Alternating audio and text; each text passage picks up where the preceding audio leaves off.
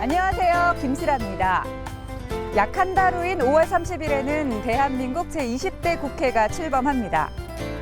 우리 국회에는 각기 다른 분야의 의안을 심사하는 16개의 상임위원회와 2개의 상설특별위원회가 존재한다는 사실 알고 계신가요? 새법률산책 상임위를 가다에서는 각 상임위별로 지난 19대 국회의 입법 성과와 20대 국회의 남은 과제를 점검해보는 시간 마련해 보려고 하는데요. 오늘은 법무 사법 분야를 책임지고 있는 법제사법위원회로 가봅니다.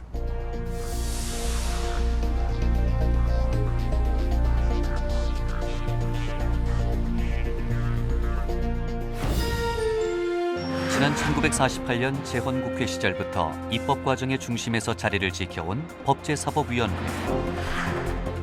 법무 사법 분야의 헌법기관과 정부 부처를 소관기관으로 두고 있는 법사위는 현재 1명의 수석전문위원과 3명의 전문위원, 18명의 입법조사관 등으로 구성돼 업무를 맡고 있는데요. 저희 법사위원회는 일단 정부 부처 중에서는 법무부, 그리고 법제처 감사원, 그리고 최근에 신설된 특별감찰관 소관에 속하는 법률 예결산 관련된 사항을 담당을 하고 있고요. 그리고 사법기관 중에서는 헌법재판소에 사무하고 그리고 법원, 군사법원의 사법행정에 관한 사항을 저희가 심사하고 있습니다. 특히 법사위의 경우 개별 상임위를 통과한 법률안의 오류를 점검하는 체계 자구 심사를 담당하고 있기도 해 다른 상임위들과는 달리 법안 심사 소위 또한 2개로 나뉘어져 있는데요. 저희는 2개의 법률안 심사소위원회가 설치 운영되고 있습니다. 중에 한 가지는 저희 법사위의 고유 소관 법률안을 심사하는 제1법률안 심사소위원회고요. 나머지 하나는 그 다른 위원회에서 의결돼서 올라온 저희 법사위로 올라온 법률안에 대해서 심사하는 제2법률안 심사소위원회로 구성돼서 운영되고 있습니다. 상임위에서 처리된 법률안이 본회의에 오르기 전 마지막으로 검토되는 법사위. 남궁석 수석전문위원을 만나봅니다. 안녕하세요. 네, 안녕하세요. 반갑습니다. 남궁석입니다. 네, 안녕하세요.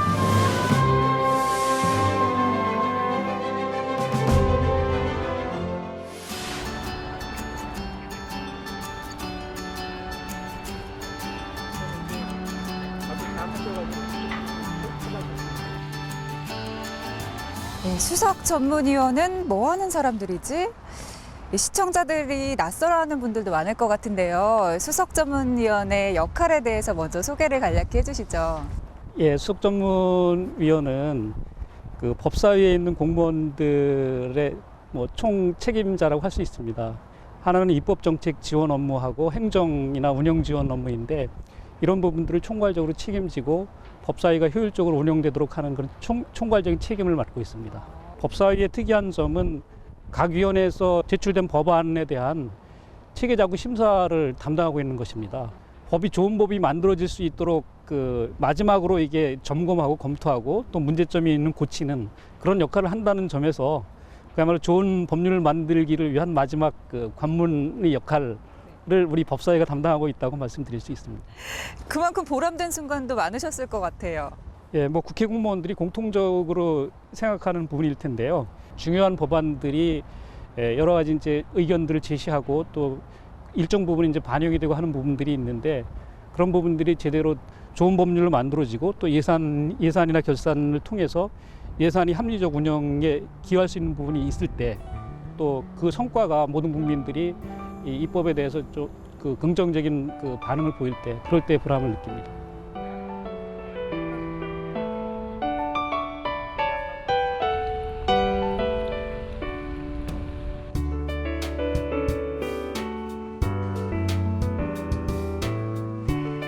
저희가 좀 더 편안하게 이야기 나눌 수 있는 공간 마련해 봤는데요. 이제 본격적으로 내용 이어가 보겠습니다. 그렇다면 19대 국회 때 법사위의 주요 성과는 무엇이었는지 돌아볼 텐데요. 먼저 영상으로 만나보실까요? 예, 그러시죠. 지난 19대 국회에서 법사위 고유 소관으로 접수된 법안은 총 1296건. 그중 법사위에서는 368건의 법안을 처리했다. 우리 사회에 공분을 일으킨 사건들로부터 시작된 법안과 국민의 생활에 큰 영향을 미치는 민생 법안까지 다양한 법안들이 통과돼 주목을 끌었는데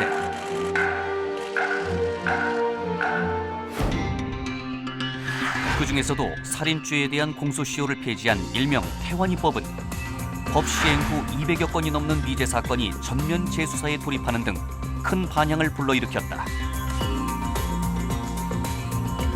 계모와 친아버지의 학대 속에 결국 목숨을 잃은 7살 원영이 사건. 음식도 제대로 주지 않으면서 학대하던 아버지와 동거녀가 구속됐습니다. 아동학대 범죄를 가중 처벌할 수 있는 근거를 마련한 아동학대 특례법. 최초로 상가 권리금을 법으로 규정하고 임차인에 대한 보호장치를 강화한 상가 권리금 보호법 등이 통과됐고 또 대기업 회장의 일당 5억 원짜리 노역 논란을 계기로 마련된 황제노역 방지법의 통과로 고액 벌금형 미납자가 짧은 기간의 노역장 유치를 통해 벌금 미납을 용인받는 사례를 방지할 수 있게 됐다. 또한 경제적 능력이 없어 노역장에 유치되는 경제적 약자를 위해 경미한 범죄로 벌금형을 선고받은 경우 집행유예를 허용하는 일명 장발장법과 윤일병 사망 사건 등 군대 내 사고들로 불거진 군사법원의 공정성과 독립성 문제를 보완한 군사법원법, 법률시장 개방에 대비한 총체적인 시스템을 구축한 외국법, 자문사법 등을 처리하는 성과를 거뒀다. 와, 법사위에서 다룬 굵직굵직한 이슈들이 정말 많았네요. 하나씩 이야기를 나눠보면 좋을 것 같은데 먼저 지난해 그리고 올해 유독 뉴스에도 많이 나왔고 그만큼 많은 국민들의 공분을 샀던 이슈입니다. 아동학대 방지법이 제정되는 성과가 있었죠. 정식 명칭은 아동학대 범죄 처벌에 대한 특례법인데요. 이 법은 기존의 법률을 개정한 게 아니라 새로 제정된 법률이라는 데서 좀 특별히 의미가 있다고 생각을 합니다. 지난 2013년 12월에 의결이 돼서 2014년 9월에 이미 시행이 되고 있는 걸로 알고 있는데 법률이 제정되면서 특히 어떤 부분이 달라졌는지 정리를 좀 해주실까요? 기본적으로 아동에 대한 폭행이라든가 유기에 대해서는 지금까지는 형법에서 이렇게 규정을 하고 있었습니다. 그런데 이제 이 법이 제정됨으로 인해서 아동학대 치사라든가 아동학대 중상해죄에 대해서 가중 처벌할 수 있게 된 것이 큰 변화라고 생각합니다. 예컨대 아동을 학대해서 중한 상해에 이르게 한 경우에는 형법에서는 학대 행위 유형이 폭행인지 유기인지에 따라서 10년 이하의 징역 또 7년 이하의 징역 이렇게 규정을 하고 있는데 특별법에서는 이를 일괄해서 3년 이상의 징역으로 이렇게 처하도록, 그리고 또 사망에 이르게 한 경우에는 5년 이상 무기에 처할 수 있도록 그렇게 형량을 강화를 했습니다. 또 특례법에서는 아동학대 범죄를 상습적으로 범한 자들에 대해서는 해당 범죄 법정형의 2분의 1까지 가중하도록 이렇게 규정을 하였습니다. 네. 또 그리고 이 부분을 걱정하는 분들도 많습니다. 이 학대를 한 부모가 그러니까 가해자가 양육자이기 때문에 결국에는 학대가 반복적으로 또 계속해서 이루어질 수밖에 없는 상황을 걱정하는 분들도 많거든요. 예, 그렇습니다. 그런 점 때문에 특례법에서는 학대자가 친권자라거나 후견인인 경우에는 여기에 대해서 검사가 이 친권 상실을 할 수 있는 규정을 마련을 하였고, 친권에 대한 정지라든가 또 친권에 대한 제한이 있을 경우에 법원으로 하여금 임시 후견인을 지정할 수 있도록 해서 법정 대리인이 공백이 없도록 그렇게 조치를 하였습니다. 네, 알겠습니다. 참 최근까지도요, 아동학대에 관련된 사건들이 끊이지 않았고 뉴스를 들여다보는 것도 참 마음이 힘들 정도로 끔찍한 사건들이 많았는데 앞으로는 이런 사건들 줄어들 수 있겠죠? 예, 아동학대 범죄에 대한 인식이 커지면서 아동학대에 대한 신고가 늘어나리라고 생각을 합니다. 그래서 이런 아동학대에 대한 신고 처리를 효율적으로 하기 위해서 전화번호를 112로 통합을 했고, 또 정부 내에서도 각 유관 부처들이 서로 협력할 수 있는 지침 같은 것을 마련해서 서로 공조 체제를 구축하도록 하였습니다. 아동학대가 이게 부양의 문제가 아니고 이 범죄의 문제라고 하는 점이 확실하게 인식이 되었고, 이 부분을 또 국가에서도 책임을 지는 여러 가지 조치들을 취하고 있기 때문에 아동학대 범죄가 점차적으로 좀 줄어들 수 있지 않을까, 그렇게 생각합니다. 네, 이제라도 제정이 돼서 정말 다행이고요. 아동학대 방지법이 제대로 잘 시행이 됐으면 좋겠습니다. 자, 19대 국회 법사위에서 다룬 주요 법안들이 정말 많아서요. 저희가 갈 길이 멉니다. 이제 하나하나 더 살펴볼 텐데요. 이번에도 한 아이의 사건이 발달이 돼서 개정된 법률입니다. 태완이법에 대해서 한번 알아볼 텐데요. 이 태완이법 들어는 많이 보셨을 텐데 잘 모르는 시청자분들을 위해서 먼저 태완이법에 대해서 소개를 해주시죠. 예, 사실 태완이법이라고 합니다만 그 내용은 형사소송법 개정 법률안입니다. 그 가장 중요한 법이긴 사람을 살해한 그 치미한 살인범에게 그 공소시효를 통해서 면죄부를 주는 일이 없도록 하는 그런 내용인데, 그 공소시효를 폐지함으로 인해서 그 피해자에 대한 인권을 보호하고 또 중대 범죄로부터 국민의 생명을 보호해서 보다 안전한 사회를 만들 수 있게 하는 그런 목적을 가지고 제정이 됐습니다. 그런데 이 실명이 들어간 별칭이 붙었어요. 어떻게 태완이법이라는 이름이 붙게 된 건가요? 예, 1999년 5월에 김태환 군이 대구에서 그 염산 테러로 사망한 사건이 있었습니다. 그런데 그 사건이 이제 점차 공소시효가 만료 기간이 다가옴에 따라서 여기에 대해서 그 미제 사건으로 남아 있으니까 여기에 대한 이제 반대 여론이 좀 일어나고, 그래서 공소시효를 폐지해야 된다는 그 움직임이 나타나기 시작을 했는데, 이 여론을 받아들여서 그 여러 이제 법안들이 국회에 제출됐는데, 그래서 그거를 계기로 해서 언론에서 태완이법으로 이렇게 명칭을 부여하면서 지금 태완이법으로 일명 불리게 되었습니다. 그런데 너무 안타까운 게요. 이 김태환 군 사건의 공소시효가 만료된 직후에 이 법안이 의결됐다고 하던데 맞나요? 예, 그렇습니다. 그 태완이 사건의 공소시효는 2015년 6월 26일인데 이 법은 7월 24일 날 의결돼서 같은 달 31일 날 시행이 됐습니다. 그런데 그 부칙의 그 시행 전에 범한 범죄 중에서 공소시효가 완성되지 않은 범죄에만 개정법을 적용하도록 하고 있습니다. 이 종래 살인죄의 경우에는 보통 공소시효가 15년이었는데 2008년을 기점으로 해서 25년으로 늘어났습니다. 그런데 이제 태완이 사건의 경우에는 1999년 5월 달에 일어났기 때문에 15년을 공소시효로 하는데, 결국은 안타깝지만은 한 달 남짓한 기간을 두고 공소시효가 이미 완료가 됐습니다. 그래서 그 태완이 사건은 영구 미제 사건으로 남게 되었습니다. 네, 이 법률상 안타깝지만 태완이 사건을 비롯해서 뭐 다른 사건들은 수사를 할 수 없어도 또 재수사하게 된 다른 주요 사건들이 있잖아요. 2015년 7월 30일이 시행됨에 따라서 같은 해 8월 4일과 8월 9일에 걸쳐서 공소시효가 각각 만료될 것으로 예정되었던 사건이 있었습니다. 하나는 그 안양 여자 어린이 살인 사건이고, 또 하나는 전북 익산 약촌 오거리 택시기사 살인 사건입니다. 이 경우에는 그 공소시효가 적용이 배제됨에 따라서 범죄 대상으로 수사를 할 수 있게 되었고, 또 실제로 약촌 오거리 택시기사 사건의 경우에는 재심을 진행 중에 있습니다. 법안 의결이 뭐 한 달 조금만 늦었었어도 영구 미제로 남았을 뻔한 그런 사건들이. 그렇습니다. 알겠습니다. 자, 그런데요, 이번 개정 법률이 살인죄에만 적용이 되는 거잖아요. 그런데 성폭력이나 뭐 다른 강간 범죄나 기타 강력 범죄에는 여전히 공소시효가 적용이 되는 건가요? 20대 국회에 들어와서 추가로 논의될 부분이라고 생각을 하는데요. 지금 현재는 그 성폭력 범죄나 살인죄에 대해서만 공소시효 적용이 배제되고 있는데, 기타 다른 범죄의 경우에는 다 그 공소시효가 지금 적용이 되고 있습니다. 그런데 그 미국이라든가 영국, 프랑스 등 그 일반 그 선진국가들에서는 공소시효를 폐지하는 추세로 나가고 있습니다. 그래서 우리나라의 경우에도 그 중대범죄나 반인륜 범죄 등에 대해서는 공소시효를 폐지하는 논의가 20대 국회에서도 활발히 논의가 되리라고 이렇게 생각을 하고 있습니다. 자, 해결되지 않은 장기 미제 사건들이 잘 마무리되었으면 좋겠습니다. 자, 이번에는요, 국민들의 실생활에 도움이 되는 그런 법률 이야기를 해볼까 하는데요. 이 법률 역시 참 오랫동안 논의가 되었고요. 그래서 19대 국회에서 처리가 됐던 법률 중에 빼놓을 수 없는 법률입니다. 참 상징적인 법률인데요. 상가권리금법입니다. 우선 개괄적인 설명을 부탁드릴게요.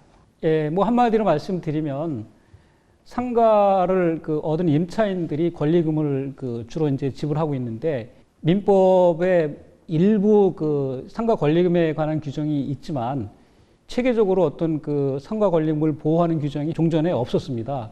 법적 규정이 없다 보니까 여러 가지 그 분쟁들이 지속되어 왔고 특히 경제적 약자인 임차인들이 손해를 보는 그런 경우가 비일비재해서 여러 가지 사회적인 문제가 발생하고 있었습니다.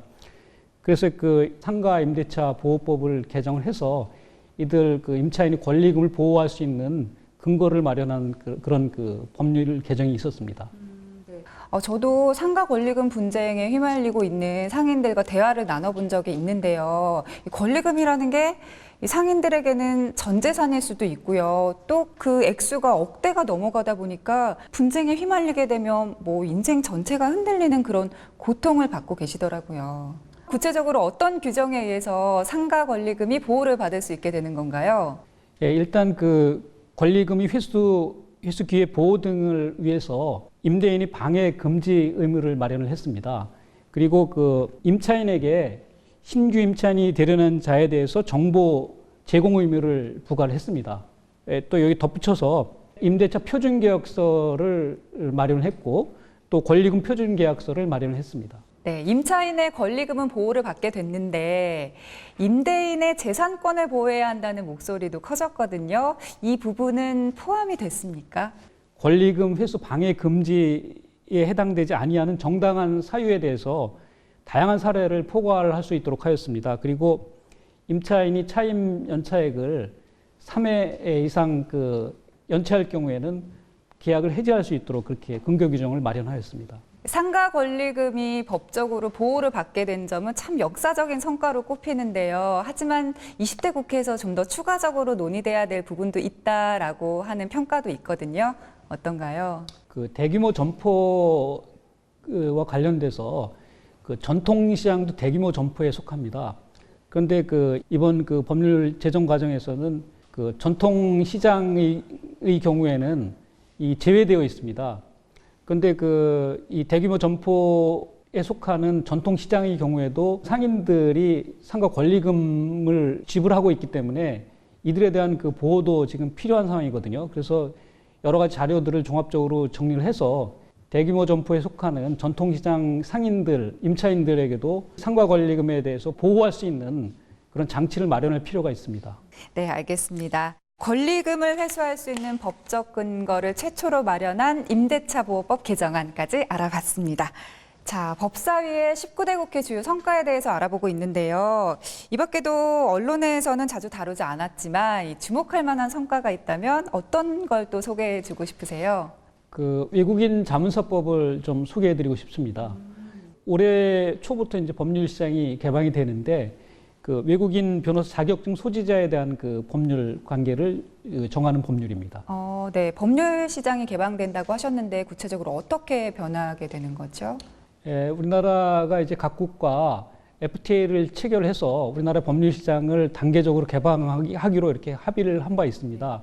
그 3단계에 걸쳐서 이제 개방을 하기로 되어 있는데 1단계를 개방한 후에는 승인 등을 받은 외국인 변호사가 원 자격국의 법률에 대해서 자문을 할 수 있도록 했고 2단계 개방 후에는 외국 로펌이 설립한 외국법 자문사가 국내법과 외국법 모두 적용되는 사안에 대해서 법률 서비스를 제공할 수 있게 그렇게 되었습니다. 그리고 그 3단계가 개방될 경우에는 우리나라 그 법률 회사와 외국인 법률 회사가 합작해서 이제 그 법률 서비스를 제공할 수 있게 되는데 우리나라의 경우에는 그 EU하고 미국과가 이제 그 법률 그 시장 개방과 관련해서 중요한데 2016년과 2017년에 3단계 개방이 완료될 것으로 그 예상이 되고 있습니다. 그래서 외국법 자문사법을 개정해서 법률 시장 개방에 대한 총체적인 그 준비 시스템을 갖추고 그 국내 법률 서비스의 국제화 선진화를 이제 촉진하는 계기를 만들고 또 그 국내 법률 시장을 보호할 수 있는 그런 장치를 마련하였습니다. 예, 법률의 구체적인 내용들은 어떤 것들이 있나요? 여러 가지 내용들을 포함하고 있는데 가장 기본적인 것은 국내 법무법인과 외국 법무법인이 합작 법무법인을 설립할 수 있도록 한 것입니다. 사실 뭐 미국이나 영국의 로펌 같은 경우에는 뭐 전통도 있고 규모도 굉장히 크잖아요. 그런 외국 자본이 우리의 법률 시장을 잠식할 우려도 있다 이런 걱정도 있는데 이에 대한 대비책은 마련이 되어 있나요? 예, 그 부분이 이제 가장 중요한 논의 사항이었는데요. 그 외국 법무법인의 경우에는 합작법무법인 지분을 49% 이상 가질 수 없도록 그렇게 규정을 했습니다. 이 경우에 그 외국 법무법인이 다수인 경우에는 다수를 합산한 그 지분이 49%를 넘지 않도록 그렇게 규정을 해서 경영상의 주도권이 한국 법무법인에 있을 수밖에 없습니다. 알겠습니다. 한 해 18만 명에 이르는 스토킹 피해자. 스토킹으로 인한 각종 강력 범죄가 줄어들지 않고 있는데 여자친구가 스토킹을 당한다면 굉장히 걱정이 될 것 같고 상대방이 힘들어하고 불편해하고 한다면은 그거는 범죄랑 같은 수준이라고 생각을 하거든요. 살인까지 일어나면은 진짜 처벌 수위를 진짜 높여야 될 것 같아요. 지난 15대 국회부터 19대 국회까지 꾸준하게 발의되기도 한 스토킹 방지 관련 법안. 선진국들도 별도의 법으로 강력하게 처벌하고 있는 만큼 더욱 주목해야 할 필요가 있다. 또 보복 범죄로 인한 피해와 사건들이 지속적으로 발생하고 있는 만큼 범죄 피해자를 보호하고 지원할 수 있는 범죄 피해자 지원 법안에 대한 논의도 화두로 떠오르고 있다. 2017년 폐지를 앞둔 사법시험의 존폐와 관련된 사법시험 존치 법안 역시 논의가 전망되는 법안 중 하나. 사법시험을 폐지해야 한다는 입장과 그대로 존치해야 한다는 입장이 엇갈리는 가운데 양측의 대립을 해소하고 법조인을 제대로 양성할 수 있는 심도 있는 검토가 필요할 것이다. 한 해 4만 건에 육박하는 대법원 상고 사건으로 인해 대법관의 업무 부담이 가중되고 부실 재판의 우려가 커지면서 대안으로 떠오른 상고법원 설치 법안. 2014년부터 수차례나 논의됐지만 결론에 이르지 못해 이 또한 20대 국회에서의 논의를 기다리고 있는 상황이다. 저는 그중에서도요, 스토킹 관련된 법안이 눈에 띄는데요. 요즘에 뭐 데이트 폭력도 늘어나고 있다 이런 뉴스도 많이 접하고요. 연예인들의 스토킹 피해 관련된 뉴스들도 많이 나오고 있어서 더더욱 필요한 법률이 아닐까 싶은데요. 그런데 처벌은 굉장히 미미한 수준이라고 알려져 있어요. 예, 그렇습니다. 요즘 근래에 들어와서 스토킹 문제가 뭐 사회 문제가 되고 있는 경우가 많이 있는데 그 현행 이 스토킹에 대해서는 경범죄 처벌법에 의해서 처벌을 하고 있는데 10만 원 이하의 벌금, 구류, 과료에 해당하는 비교적 경미한 그 처벌을 하고 있습니다. 그래서 이제 이 부분들이 경미한 거 아니냐 이런 그 의견들이 꾸준히 제기되고 있습니다. 네, 사실 피해 사례를 보면 경범죄 수준은 아닌데요. 이와 관련해서 발의된 관련 법안들도 있다고요. 예, 지금 그 3개 정도 법안이 들어왔는데요. 당사자 동의 없이 지속적으로 또는 반복적으로 접근하거나 미행하는 그 행위 등을 스토킹으로 정의하고 가해자에 대해서 임시 조치를 한다거나 또는 그 신고자에 대해서 신변 안전 조치를 하고 또 스토킹 전담 검사제나 전담 판사제 등을 도입하는 것을 주요 내용으로 하고 있습니다. 네, 20대 국회에서 다시 논의가 될 것 같은데요. 어떤 부분에 좀 집중해서 논의가 돼야 될 것 같습니까? 법 체계적인 문제가 주로 이제 쟁점이 되는 것 같습니다. 왜냐하면 기존에 있는 형법이라든가 또 뭐 경범죄 처벌법 또 성폭력 범죄 등에 관한 법률에 관한 뭐 범죄 처벌법 뭐 이런 부분들과의 그 관계가 스토킹이 문제가 되긴 하지만 이거를 독립적인 법으로 하는 게 맞느냐 이런 부분에 대한 그 합의가 사실 아직 이루어지지 않고 있습니다. 그래서 이제 이런 부분들에 대한 그 검토와 합의가 먼저 그 선행되어야 할 것 같습니다. 알겠습니다. 네, 마지막으로 법사위의 20대 국회에서의 과제 한 가지만 더 꼽아주신다면요.